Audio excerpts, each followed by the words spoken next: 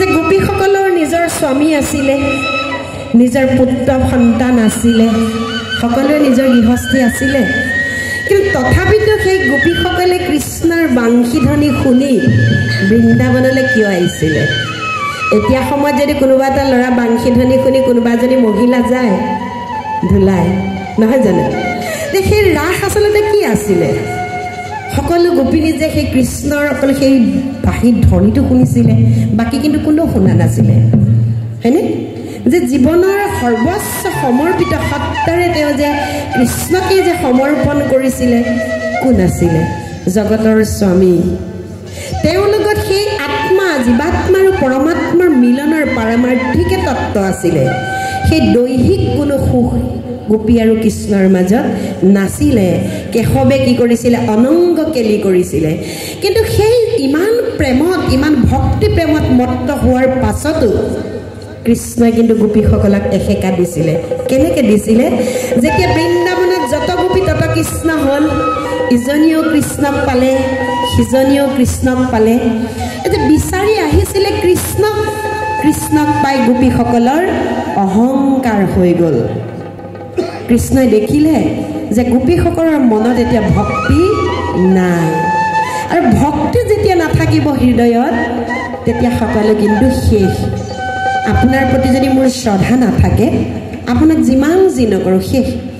গতিকে সেই গোপীসকলৰ মনত ভক্তি প্ৰেম সঞ্চাৰিত কৰিবৰ বাবে কৃষ্ণ বৃন্দাবনৰ পৰা অন্তৰ্ধান হ'ল। কেনেকৈ হ'ল?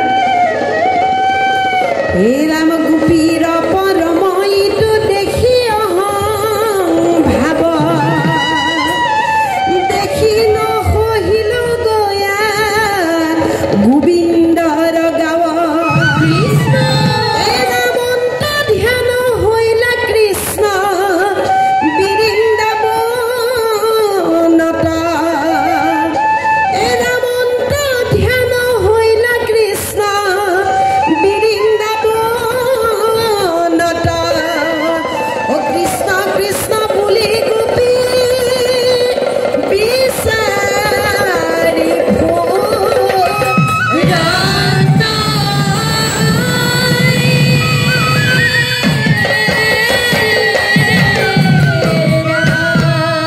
এতিয়া কেনেকে বিচাৰিলে? এ প্ৰভু বনমালী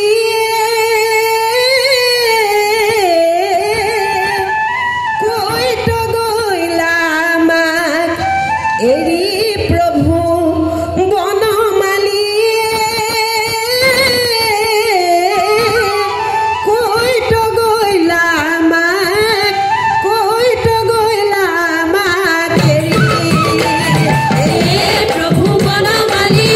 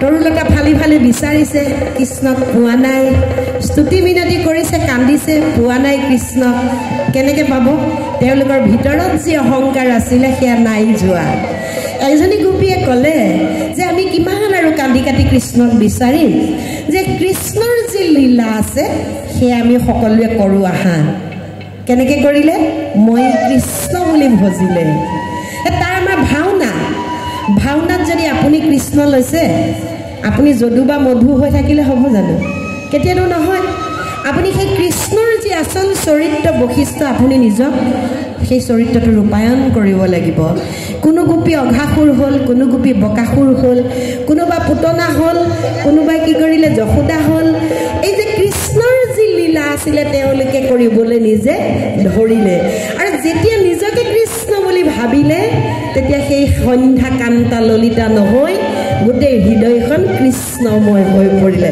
আৰু তাৰ পাছত কি হ'ল তেতিয়া